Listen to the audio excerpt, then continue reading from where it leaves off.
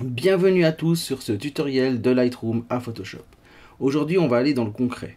En effet, j'ai été engagé pour faire quelques petites photos de bracelets qui vont finir sur un site de vente sur internet. Le cahier des charges était plutôt simple. Le bracelet dans une position précise sur fond blanc, mais un vrai fond blanc, un fond blanc à 255. Donc aujourd'hui dans notre tutoriel, ce qu'on va voir, c'est le traitement de l'image pour obtenir ce qu'on veut. Ce qu'il faut savoir, c'est que ce genre de bracelets sont plutôt mous.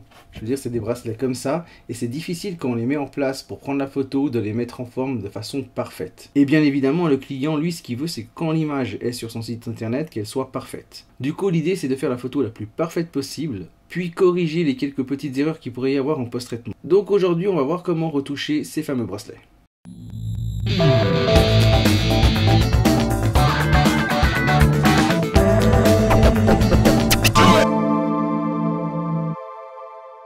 Avant d'entrer dans le vif du sujet, si vous aussi vous voulez que j'utilise l'une de vos images pour l'un de mes tutos, n'hésitez pas à me l'envoyer, on trouve le lien du formulaire en description. J'en profite également pour vous dire que si vous voulez du contenu supplémentaire, exclusif et de qualité, n'hésitez pas à aller faire un tour sur mon Tipeee, vous serez étonné et en bien. Ceci étant dit, commençons directement sur Lightroom.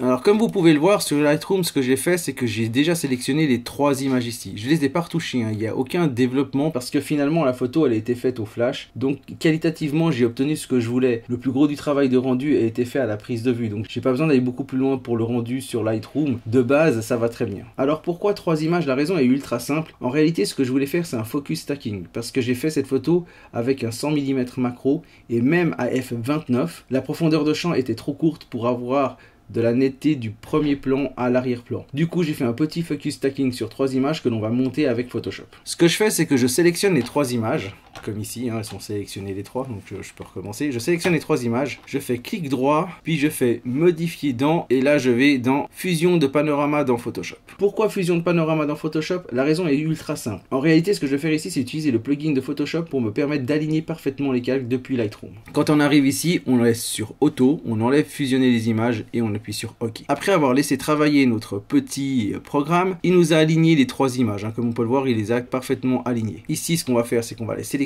On clique ici, on appuie sur majuscule et on clique pour tout sélectionner. On va dans édition, puis fusion automatique des calques. Et ici, on va cliquer sur empiler les images. Ton et couleur continue, c'est une bonne idée. Et zone transparent avec fond basé sur le contenu, c'est pour éviter que les zones de transparence restent transparentes. Donc, on clique sur OK. Une fois que le programme a terminé, on voit qu'il a monté les 3 images en mettant des masques de fusion et créant un dernier calque ici. Le dernier calque permet d'avoir donc le résultat du focus stacking net de l'avant à l'arrière-plan. Maintenant qu'on a notre image finale, on va s'arranger pour obtenir le rendu que désirait le client. Pour ce faire, on va regarder ce qu'on a besoin de réaliser. Ce qu'on voit, c'est que la partie qui est là est plutôt très bien. Donc l'angle et le rond du bracelet, eh bien ici c'est beaucoup moins bien et puis c'est pas symétrique par rapport à là. Donc l'astuce ici, ça va être de prendre cette partie là, la dupliquer et la mettre de ce côté. Pour ce faire, on va devoir détourer le bracelet, mais ça nous arrange parce qu'en fait le fond là, il n'est pas parfaitement blanc. Si je regarde les informations sur l'image, on voit que je suis à 247, 248, 249 dans les parties les plus claires, alors que je devrais être à 255.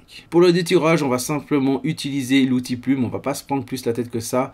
Donc pour ceux qui ne sauraient pas utiliser l'outil plume, je vous invite à regarder la vidéo que je mets là-haut. De mon côté, magie du montage, je vais vous retrouver une fois le détourage à l'outil plume réalisé. Maintenant que j'ai fini mon détourage à l'outil plume, ce que je vais faire, c'est que je vais mettre tout ça dans un groupe. Donc je sélectionne CTRL ou Command G sur Mac pour y mettre dans un groupe. Ici, je vais enlever le petit œil parce que j'ai plus besoin de ce qu'il y a là-dessous. Je vais ici, je fais un CTRL retour pour avoir la sélection, puis j'ajoute un masque de fusion. Comme ça, j'ai un fond transparent. Je me place là, je vais sur le petit onglet ici et je fais couleur unie et je vais chercher du blanc pour avoir mon fond blanc. Donc là, j'ai mon bracelet avec mon fond blanc. La deuxième étape, ça va être de nettoyer le bracelet. Alors c'est important de nettoyer le bracelet avant de continuer. Donc c'est une étape qui est un peu longue et pénible que je vais également vous épargner. Donc l'idée c'est vraiment de nettoyer le bracelet de ici jusque là. Cette partie là n'est pas nécessaire puisqu'on va s'en passer. Donc pour ça, on va utiliser les outils de correction habituels. Pour ceux qui ne sauraient pas comment faire, encore une fois, je vous invite à regarder la vidéo qui va s'afficher là au-dessus pour voir comment on fait.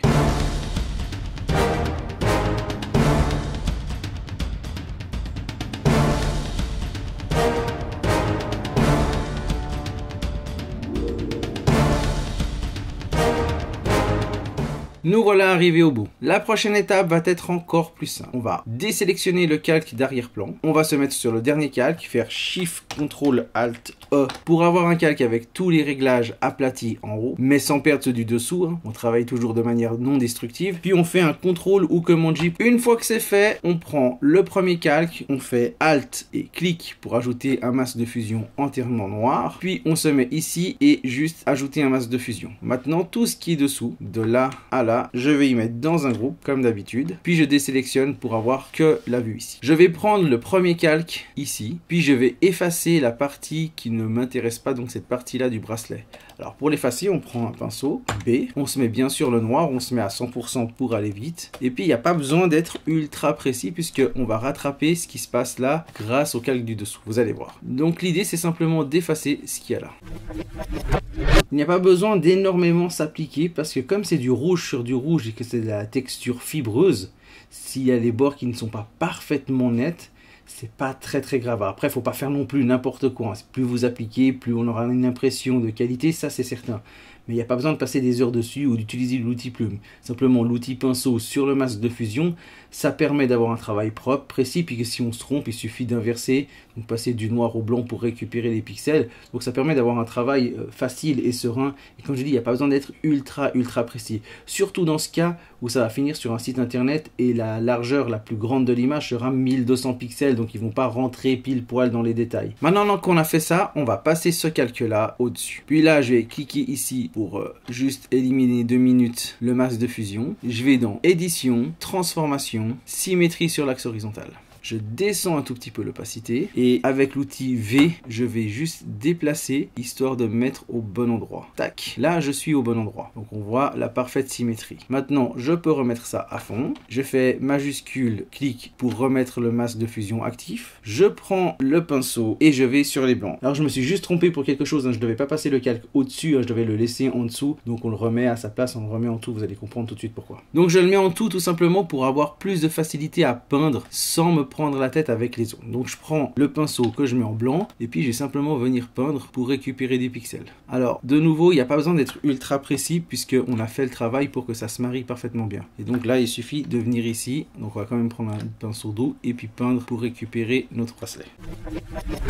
Alors comme on peut le voir une fois fini, on a une parfaite symétrie des cordages ici, ce qui est rarement possible directement à la prise de vue. Et donc on a un aspect du bracelet qui est vraiment top. Il nous reste à faire quelques petites corrections cosmétiques. Enlever les petites traces qui sont là, on va voir que c'est très simple. Enlever le reflet rouge ici, puis recadrer et donner un peu de caractère à cette image. Donc ça se fait très facilement. Pour enlever la petite trace qui est là, on appelle un nouveau calque. On appuie sur S pour prendre l'outil tampon. On l'agrandit un petit peu. On sélectionne la zone idéale pour nous ici. Puis on va simplement venir dupliquer histoire d'enlever la petite trace. Donc mettez-vous bien sur un flux à 10% pour faire un travail précis et puis c'est ultra simple. Pour enlever le reflet rouge, on prend un calque de réglage teinte et saturation, on sélectionne le rouge. Alors juste pour être sûr qu'on a bien sélectionné le rouge, on le pousse juste pour voir que c'est bien le rouge qu'on a sélectionné. Après, il suffit de se remettre à 0. Puis là, on va simplement aller changer la couleur pour aller sur du doré. Donc là, c'est pas mal du tout. On fait un CTRL ou commande I pour inverser le masque de fusion. On fait B pour obtenir le pinceau. Puis on se met sur un flux à 10%, puis on va aller peindre en blanc les parties qui sont rouges, histoire que ça ressorte un petit peu doré. Pour donner un petit peu de caractère à cette image, j'ai utilisé le plugin de Nik Software. Donc comme d'habitude, c'est dans mes plugins préférés, je vais faire un Detail Extractor avec mon accent qui tue, puis un Tonal Contrast.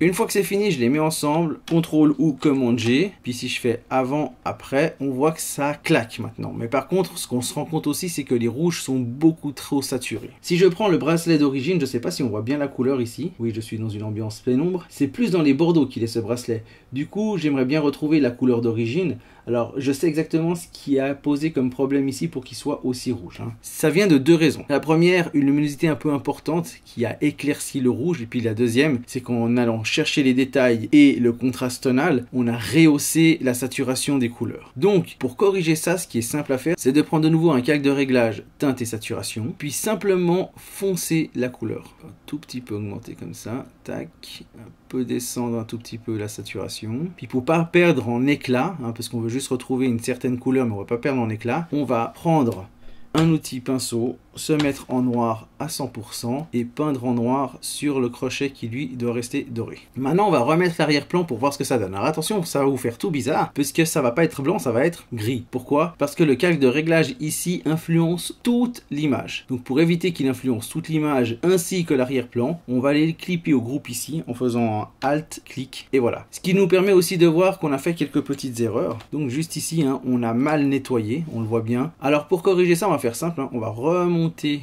l'arrière-plan ici. On va venir sur le groupe, ajouter un masque de fusion, puis on va peindre en noir sur les parties où on a mal travaillé, ce qui nous permettra de récupérer l'arrière-plan. Une fois que c'est fait, on va recadrer notre image, donc on prend l'outil de recadrage, puis on va un peu plus centrer cette photo, on va venir se rapprocher là, venir se rapprocher ici, et voilà donc notre photo terminée. Alors on va regarder d'où on est parti quand même, hein, juste histoire de rire un coup. Donc on est parti, hop, de là, pour arriver à ça.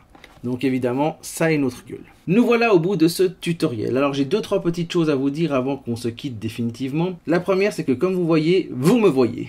Ce qu'il faut savoir, c'est que c'est une demande qui m'a été faite. Il paraît que c'est plus social qu'on voie ma tête dans mes tutos, donc je vais le faire. Alors à vous de me dire si vous préférez quand je suis filmé également ou si vous préférez avoir le tuto sans voir ma tronche tout le... La deuxième chose, c'est que les algos de YouTube maintenant nous embêtent tous un tout petit peu.